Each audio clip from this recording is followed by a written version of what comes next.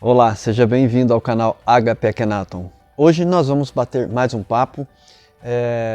Para quem não me conhece, meu nome é Carlos e nós vamos falar hoje sobre o músico celestial. Essa história dos Vedas fala sobre o instrumentista, seria o primeiro grande músico celestial e que formaria os arquétipos dos músicos e dos instrumentos musicais. Essa história é bem antiga e fala que uma vez este instrumentista ele teria roubado um linguan, furtado um linguan de um templo, de um rei, e que todos os devotos iriam nesse local prestigiar homenagens e devoção a Shiva e a Parvati através desse linguan. Porém, ele na sua ânsia de se devocionar, de ser devoto de Shiva, ele furtou para si, para fazer oferendas particular, para adorar de forma particular, e na sua inocência divina e espiritual, queria oferecer a melhor devoção para Shiva. Porém, causou grande tristeza nos outros devotos que frequentavam o templo e no rei. E havia uma lei neste reinado que se alguém furtasse qualquer coisa do templo que fosse destinada aos deuses, essa pessoa seria morta. A pena seria de morte. E esse devoto celestial, esse músico celestial, foi para um lugar sozinho e começou a cantar os mantras, fazer a devoção. E eis que em dado momento o próprio Shiva aparece para ele e disfarçado de um comerciante e começa a argumentar com ele sobre devoção. E chega num dado momento que ele pergunta se os outros não mereciam ter devoção tanto quanto ele tinha. E que se ele não entendia que o fato de ter furtado o linguan, o objeto de adoração das outras pessoas, não teria sido um pecado. E que esse linguan estaria fazendo falta para a esperança daquelas pessoas.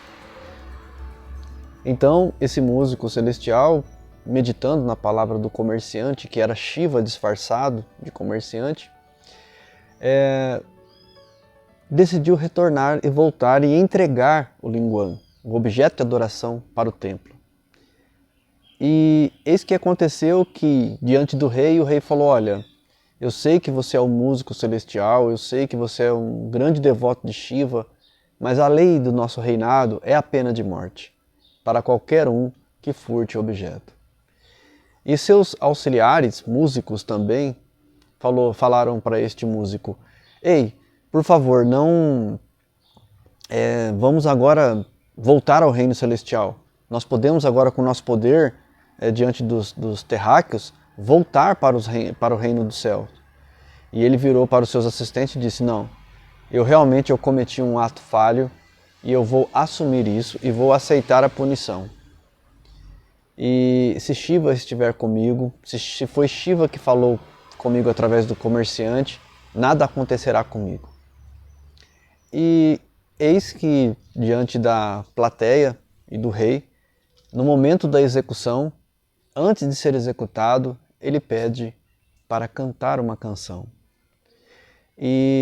Mas como ele era um músico celestial, e o grande instrumentista, o grande maestro do universo, de todos os músicos do universo, foi dado a ele esse prestígio, ele começou a cantar a mais bela canção devocional que alguém já tinha ouvido, que aquele reino já tinha ouvido. Dado o momento que ele cantava, todos choravam de maneira a estarem muito emocionados. E neste momento em que ele cantava, eis que se ouve o som e as nuvens batendo forte, num som muito característico de Shiva, que é o som da tempestade, o som dos trovões, dos relâmpagos, e dentro da plateia se faz presente e se materializa o próprio Shiva. E todo mundo, naquele momento, se curva em reverência a Shiva, e percebe que esse músico não pode ser executado, porque Shiva, a música dele fez Shiva estar presente e não havia benefício maior na vida do que a própria presença de Shiva naquele ambiente. Todos haviam alcançado a busca maior da vida, que seria encontrar a primeira grande divindade. E por que eu estou contando essa história? Em primeiro lugar, para a gente aquecer o nosso estado de consciência, para entender que essas histórias que têm 6.000 anos, que é muito falado na Índia, nessa história esconde alguns detalhes importantes. Primeiro, que quando a gente fala de estruturas e formas e forças arquetípicas, a gente tem que levar em consideração que existem as formas celestiais. Existem esses seres celestiais que são os maestros das outras formas e que dá vazão a trazer a emoção da qual a gente tanto sente falta, que eu falei no vídeo passado. Sentimos falta de emoções curativas e assim as formas e os arquétipos têm esse poder de trazer cura devido ao seu produto emocional, o que a imagem causa em nós. E existem imagens primordiais, especiais, imagens que realmente carregam em si forças, que são talvez forças mágicas poderosas, que condiz com o título desse vídeo. E que a gente pode, de certa maneira, entender que existem esses seres que eles vão formar vários instrumentos musicais, formando um grande concerto. E esse maestro sabe que ele não é o principal eu ali, e sim o Deus superior, a centelha divina. E para que você entenda o aspecto mágico de tudo isso, a gente pode interpretar que a música ela causa um efeito mágico em nós. Quando eu digo mágico, eu digo que as potencialidades vão se desenvolvendo com o tempo, vão se acumulando com o tempo. Então nós podemos dizer que o ato mágico ele é um efeito acumulativo. Ou seja, por que muita gente, quando testa a magia, se decepciona? Porque não entende que a magia é um ato acumulativo. É uma vazão, em dado momento, controlada por aquele que entende como que funciona. Para os leigos, para aqueles que não entendem, jamais entenderão o poder de uma oração constante, de uma meditação constante, de um ato constante. Elifas de Levi tinha algo que eu admiro muito, que é o fato de ter um emprego, de não depender, não viver do conhecimento, mas ainda assim ser esse devoto do conhecimento, o devoto da sabedoria.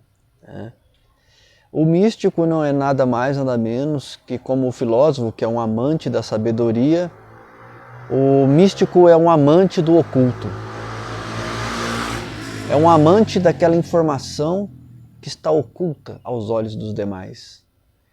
E que ele é um buscador destas revelações que estão escondidas e que quando ele encontra um conhecimento que estava oculto, é como se encontrasse uma comida assada no forno e você está com muita fome e você vai pelo cheiro e abre e vê aquela imagem maravilhosa daquele prato assado com aquele cheiro, então você pega e come aquilo.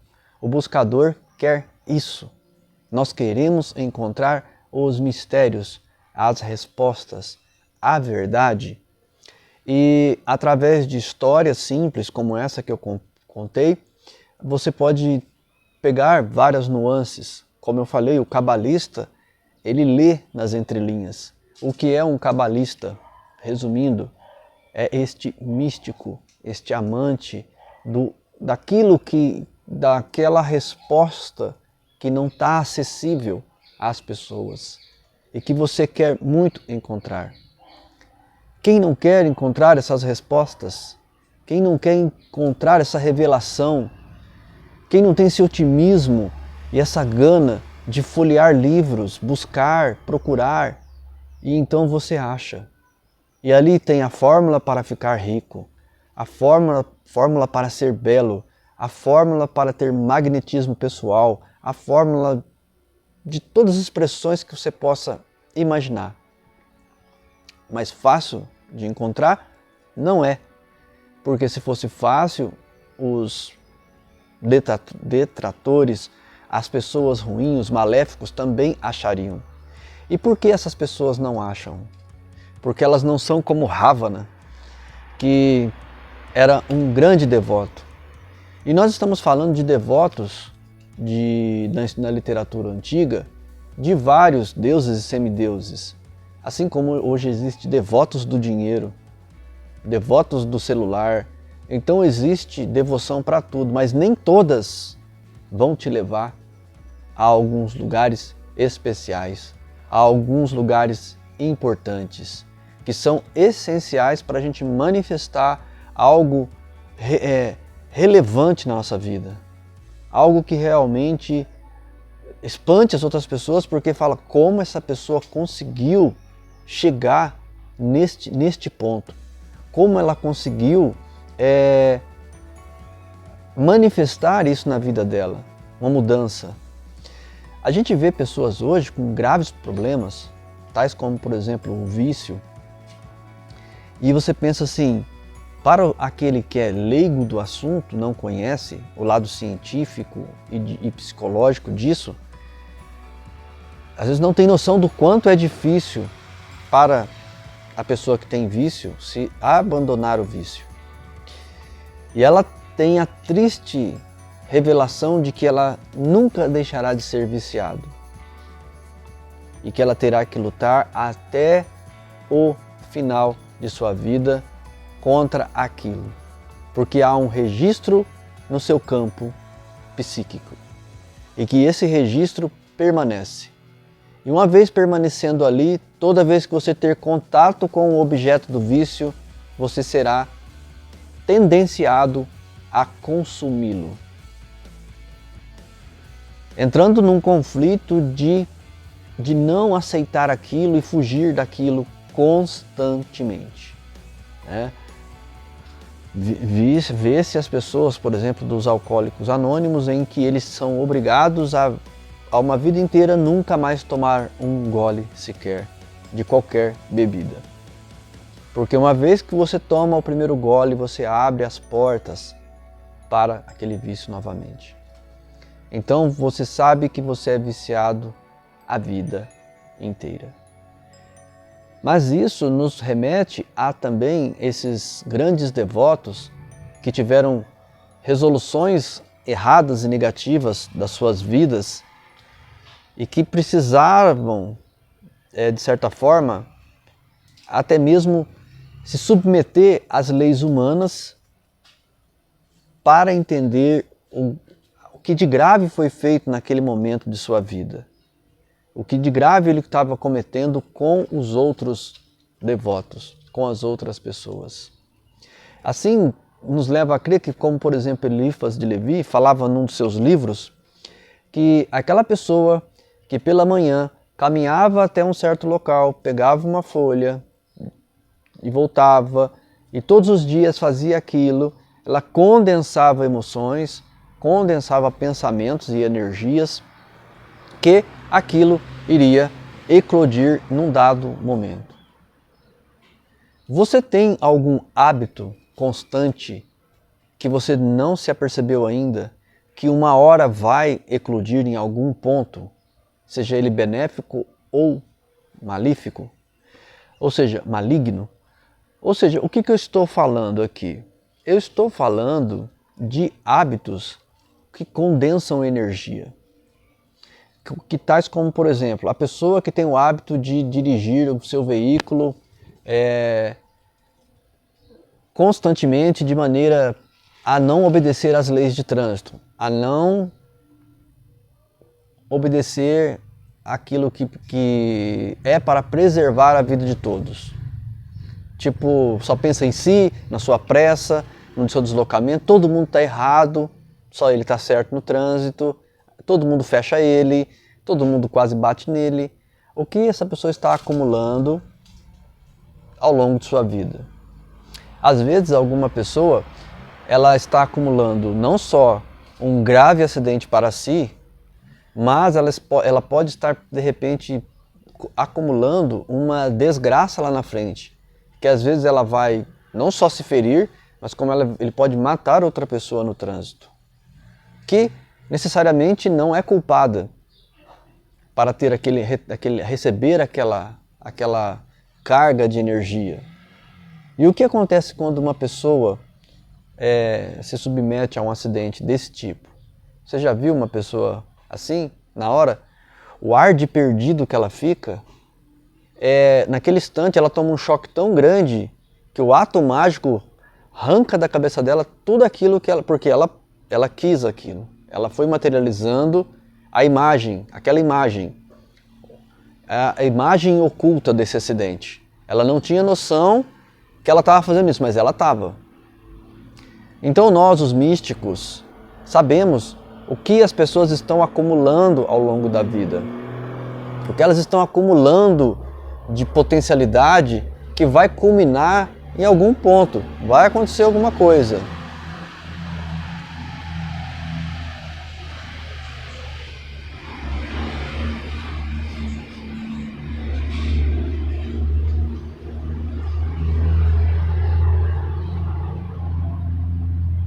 Assim como quando acumulamos aquela potencialidade do tipo, eu vou colaborar.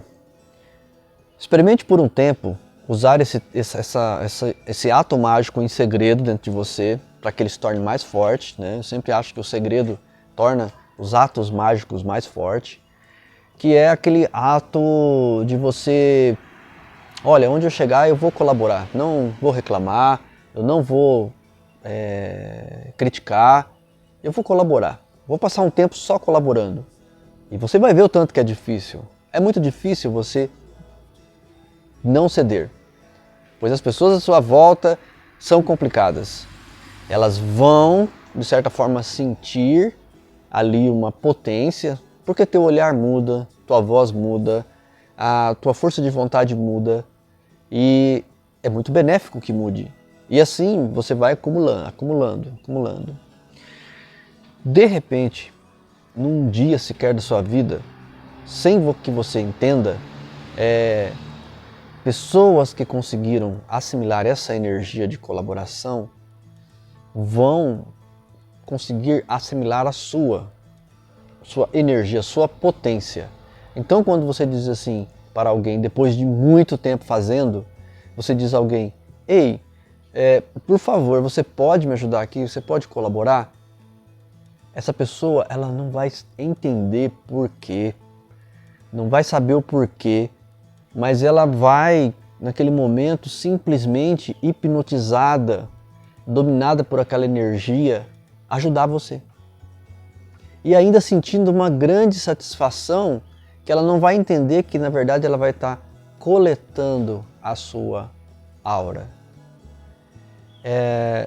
A gente tem que entender que, por exemplo, existem algumas literaturas que falam que, por exemplo, quando estavam perto de Alexandre o Grande, diz que o cheiro de Alexandre era bom. Isso homens falando que estavam na guerra perto dele e que no mundo em que homens andavam, caminhavam por quilômetros e a maioria das pessoas cheira o quê? Começa sem tomar banho, começa a cheirar mal. Essas pessoas diziam que chegavam perto de Alexandre o Grande e ele soltava um cheiro muito agradável. É tido que esses homens tinham um nível de testosterona que talvez hoje não tenha mais. Mas havia também pessoas com um nível de força de vontade que talvez hoje não exista mais. Isso é para você entender o que é a potencialidade desses atos mágicos que são atos simples do dia a dia, que condensam energia, tanto para o bem quanto para o mal. A mania de reclamar é um ato mágico ruim para você mesmo. O ato de colaborar é um ato mágico bom para você. Então algumas coisas você vai fazendo e que você começa a fazer sabendo que é um ato mágico, que é um ato acumulativo, que com o tempo você vai, quando você busca entender alguma coisa, você busca, às vezes como eu, quero entender, por exemplo, o termo o tocável se torna intocável e o intocável se torna tocável. Parece simples eu falar essa frase, mas há anos eu medito sobre isso e ainda não tenho uma resposta, né? Como funciona, né? Por que existe, como manipular isso, como condensar, o tocável se torna intocável e o intocável se torna tocável. Então é uma comunicação entre o nosso mundo e um outro mundo, entre essa dimensão e a outra dimensão, a qual eu não posso tocar, mas de tempo em tempo ela se materializa na nossa, e a nossa não vai na dela, ou vai através da nossa força e da nossa energia. O que nós podemos oferecer para o intocável e o que o intocável pode nos oferecer. Então, quando a gente volta na história do músico, às vezes a gente tem algumas coisas na nossa vida que elas são predestinadas a termos que passar. Coisas que oferecem resiliência, paciência, dedicação, austeridade. A gente às vezes tem que se submeter. Porém, nós não podemos nos submeter a coisas que estão condensando a magia errada para a nossa vida. O ato mágico não pode vir, eu não posso acumular coisas na minha vida que vão trazer para mim a desgraça ou vão acumular desgraça para os outros.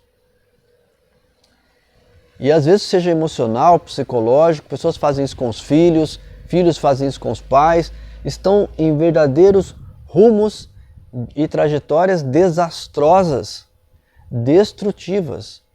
Até mesmo o nosso grande músico celestial cometeu o erro de furtar o linguão para todo momento dedicar-se à devoção a Shiva. E cometeu um ato errôneo de furtar, deixando vários devotos à mercê, sem ter aonde ir. É como alguém dizer que vamos acabar com todas as religiões. Não, no momento o mundo, o planeta precisa delas. Essa que é uma realidade. Não tem como o mundo ainda ficar sem as religiões. Então não vamos dizer que uma está certa ou está errada. Está certa para aquela pessoa, deixa ela ir, deixa ela caminhar lá naquela religião. Vamos deixar ela frequentar tudo o que ela quiser, tudo o que ela quiser fazer, é para o bem. Lembre-se, quando você coloca alguma coisa na cabeça de colaborar, não quer dizer que você vai aceitar tudo que os outros fazem. Mas você colaborar é o quê? Entender que é o caminho daquela pessoa e vamos deixar ela seguir sem criticar, sem querer manipular a vida daquela pessoa a ponto da gente se intrometer na vida dela. Lembra? Nunca se intrometa na vida das pessoas, mas também não deixe que as pessoas se intrometam na sua. Fale somente o necessário para as pessoas à sua volta. No sentido de que quando eu falo de atos mágicos e forças mágicas, eu falo para vocês sempre aqui no canal, para você que chegou até aqui, por favor, escreva maquete aqui embaixo, para mim saber que você chegou até aqui. Carlos, maquete, ou só maquete, para mim saber que você chegou até aqui. Isso para mim é muito importante, saber quem ouve as aulas até este ponto. O valor que eu dou é diferente para essas pessoas. E se um dia eu montar um grupo de estudos, a gente vai separar essas pessoas que chegam até esse ponto do vídeo. Então eu falo sempre da potência da maquete. O que é a maquete? aquilo que você faz em sua casa, no seu canto mágico, sentado ali, no seu cantinho mágico, fazendo as suas coisas, condensando, aprendendo a aprender a melhor forma de viver, onde você desenha, escreve, algumas pessoas fazem com caixas, outros fazem pinturas, cada um vai naquele momento enquanto faz, organizando esse estado mental. Como eu sempre digo, chegando a um estado mental ideal.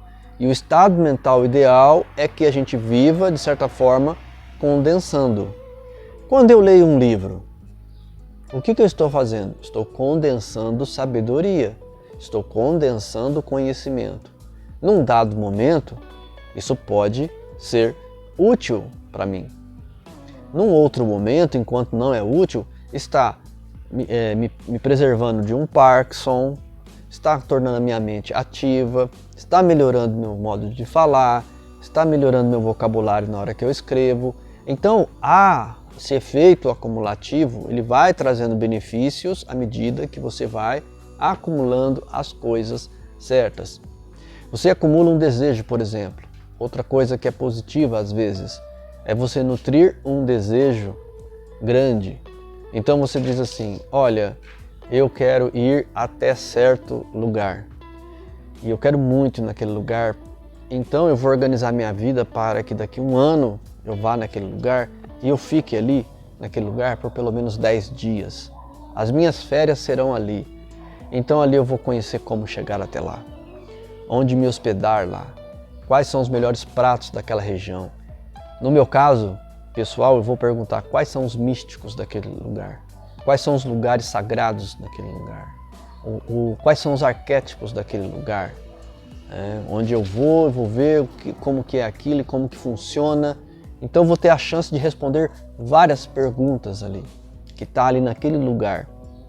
E terei encontrado a melhor hospedagem num preço útil para mim, as melhores passagens, a melhor época do ano para ir, a melhor estação, o melhor ciclo para ir, para quem já acompanha o canal sabe do que eu estou falando, né? Do ciclo dos 90 dias, em qual a melhor época que você gosta de fazer grandes jornadas, fazer suas peregrinações espirituais, as suas buscas espirituais. Porque para mim agora, cada viagem, as pessoas podem de repente ver uma foto minha num lugar, ou uma viagem minha e pensam assim, é uma coisa. Não, ali tem um desejo nutrido, uma vontade já há um tempo de ir até ali. Há uma vontade acumulada. Geralmente eu não gosto de realizar coisas instantâneas, de envolvimento, em que as pessoas que estão à minha volta vão e chegam e falam, olha aquilo ali, vamos lá, vamos lá, vamos lá. Eu gosto de conhecer um pouco antes, de estar ali e pensar que por muito tempo eu pensei em estar ali. Porque quando eu estou lá, eu tenho uma oração de gratidão, que é onde eu acumulei toda essa energia para chegar ali. Então há uma vazão diferente, vibratória, naquele lugar enquanto eu estiver lá, por ter nutrido esta potencialidade. E é claro que há os acúmulos errôneos. Você vê um fã, por exemplo, de um artista, em que a verdade, o artista, ele é aquele fã, né, que é aquele fã enlouquecido, que ele nutre tanta vontade de encontrar aquele ídolo, porque acha ele bonito, porque canta bem, que não sei o que, nutre tanto que quando chega na frente desse ídolo, essa pessoa desmorona. O estado emocional dela se desorganiza todo. Ela chora copiosamente, ela treme, ela desmaia, ou ele desmaia. Então, é diferente quando você pensa assim, quando eu encontrar tal pessoa, eu quero fazer e ter a oportunidade de fazer essa pergunta para essa pessoa. Eu conheço todo o trabalho dela, eu li tudo que ela fala, eu escutei tudo, mas eu tenho essa dúvida aqui. Então, quando eu encontrar com ele ou com ela, eu vou fazer essa pergunta. Só que essa pergunta vem sendo formada e nutrida após uma longa jornada em que você leu todo o trabalho daquela pessoa, você assistiu todos os vídeos daquela pessoa, a pessoa te conhece porque você comenta, porque você participa, você é colaborador daquilo. Então você tem uma relevância. Assim como também existem lugares que são inacessíveis para quem não colabora. Lugares são inacessíveis para quem não ajuda. Porque não tem como você chegar lá, a não ser através desse tipo de acumulação mágica, de ato mágico de energia, em que você vai mostrando para aquela pessoa que você pode estar com ela, que você tem a capacidade de estar com ela. E isso não é fácil. E existem atos mágicos que são, vamos dizer assim, secretos. Eles não são falados, mas que existem. Existem locais e arquétipos que não são falados, mas ali acumula energia. Para você que chegou até aqui, vou explicar o seguinte. Existem lugares em que as pessoas vão e olham esses arquétipos e as pessoas que vão até ali, que têm aquela curiosidade de ir até ali, são pessoas que já conhecem do que se trata. E uma vez que elas estão ali, elas estão com um pensamento correto. Então, elas vão acumulando, esses seres vão indo até este arquétipo e olhando para este arquétipo em meditação e contemplação, eles colocam energia nesse local mental, colocam conhecimento ali. Você, uma vez que chega ali, sem ter todo aquele conhecimento que os outros que estiveram ali têm, ainda ali você vai começar a receber coisas das quais você não acredita, do tanto que são importantes, do tanto que são relevantes na sua vida. Lembrando que tudo é duplo. Há locais também que condensam energias negativas, condensam espíritos sofredores. Lembra que todos esses lugares são frequentados por encarnados e desencarnados. E nem todo local é bom, nem todo arquétipo é bom. Há lugares em que são realmente trevosos para os seus pensamentos, que realmente vão te trazer uma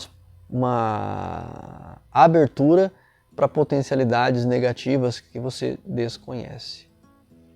Então, é por isso que algumas pessoas acabam optando por atos criminosos, por atos em que ela prefere fraudar ao invés de trabalhar e ganhar, e com seu intelecto vencer na vida. Elas vão querer burlar. Por quê? Porque tiveram contato com pessoas negativas, nesse sentido que são verdadeiros arquétipos negativos. Algumas pessoas são. Alguns mestres do mal existem aí, que só falam realmente que não importam os meios, né? Mas vai ver a vida daquela pessoa. Vai ver o tanto o que ela construiu. Não materialmente, porque isso engana muita gente, mas em matéria de amor, de família, de amigos, de tudo que está por volta daquela pessoa. Para aqueles que estudam um tempo comigo, vão ter, através da intuição poderosa, a chance de ver quando estiverem na frente de pessoas que são arquétipos negativos. E para começar, um arquétipo positivo jamais manifesta algo que seja para chamar a atenção das outras pessoas, no sentido de causar inveja do que tem, né? Essas pessoas vão aprendendo com o tempo que é melhor não demonstrar a sua potencialidade a toda a sua força, não usar todo o seu poder. Usa somente o necessário que precisa ser usado em cada fase da vida. Mesmo tendo capacidades muito maiores de fazer coisas muito maiores. Lembrando como uma delas, o Elifas de Levi, ele era um feirante, ele tinha seu trabalho, mas uma vez que terminava seu trabalho, chegava em sua casa, ele fazia o quê? Ele reiniciava seus estudos e seus manuscritos e seus treinamentos. Que treinamentos são esses, Carlos? Enquanto você às vezes não tem a chance de colaborar, existe às vezes a possibilidade de você em meditação evoluir no sentido de se sentar e falar para si mesmo ou para si mesma. Na primeira chance que eu tiver, eu vou colaborar.